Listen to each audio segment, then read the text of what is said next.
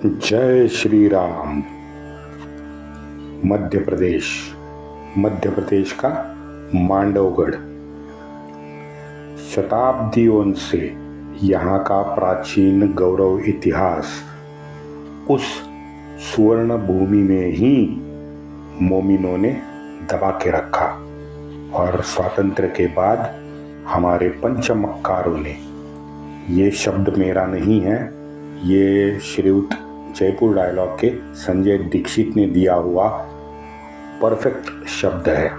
ये पंचमक्कार गैंग है ना, इन्होंने दबा दिया था। मांडवगढ़ हो या आज का मांडू हो, उसका नाम लेते ही मित्रों हमें याद आता है वो बाज बहादुर और रानी रूपमती की प्रेम कहानी। आज का विषय कुछ अलग है। ये गढ़ी हुई ये झूठी कहानियाँ, ये अर्ध सत्य कहानियों से हमारा इतिहास भरा पड़ा है, उसको छोड़ देते हैं। 16वें शतक से ही आगे का इतिहास हमारे मस्तिष्क में छाया रहा है, ये वास्तव है। ये मुगल वास्तुकला, वो अफगान स्थापत्य शास्त्र, ये किस झाड़ की मूली है भाई ये? हाँ, मुझे तो आज तक समझ नहीं आया। क्योंकि अगर होता तो उनके प्रदेश में जहाँ से वो आए हैं वहाँ पे कोई अच्छा बहुत बड़ा स्थापत्य शास्त्र का नमूना वहाँ पे हमें दिख जाता।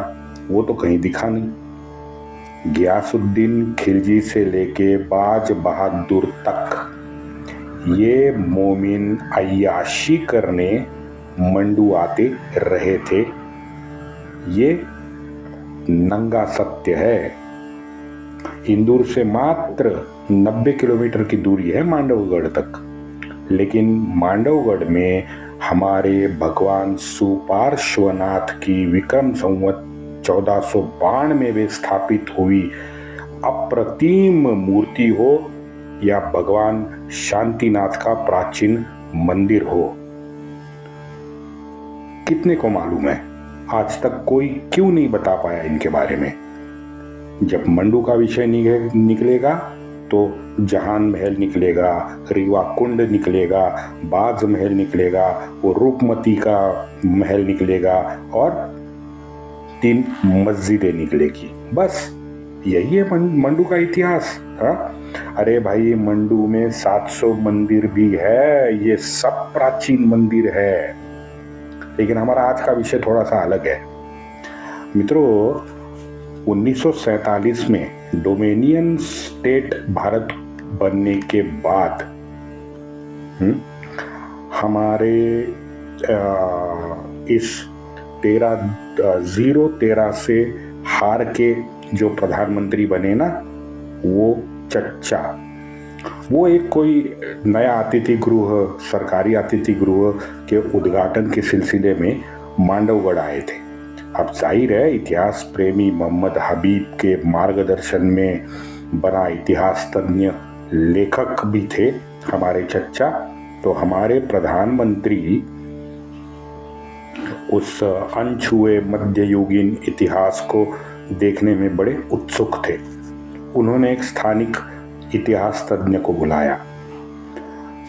बाज और रूपमती की जो अमर प्रेम कहानी है उसे जानने की हमारे चच्चा ने कोशिश की। तो वो वयोवृद्ध इतिहास तज्ञ आया। उस वयोवृद्ध ने पूछा, पंडित जी क्या आपने सारा मांडवगढ़ देख लिया? विशेषतः वो सबसे पुरानी मस्जिद तो आपने देखी? पंडित जी ने हाँ कर दी। तुरंत वो वयोवृद्ध तज्ञ बोल पड़ा, क्या उसने आपसे कोई बात की?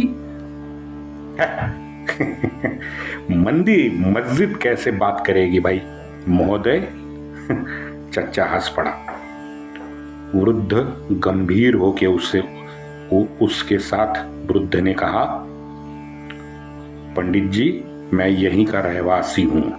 बचपन से ये सारी ऐतिहासिक वास्तुएं मेरे दिल के सबसे करीब है।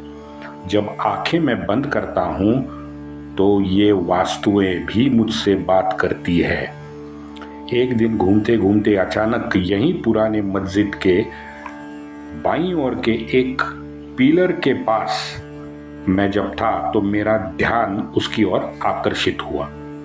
नजदीक जाने के बाद देखा तो उसके ऊपरी वाली जो सतह वाली रंग थी या लेप जो कुछ होता है, उसकी एक परत पूरी तरह से उखड़ी हुई थी।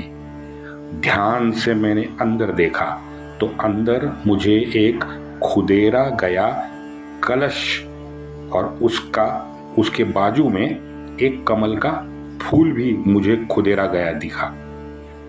पंडित जी, मस्जिद ने अपनी दुख भरी दास्तान अतीत जैसे मुझे सुनाया था। आपने देखा? चच्चा ने हंसते हंसते उस वृद्ध को, तज्ञ को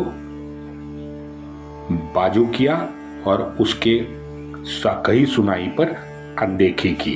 वंदे मातरम।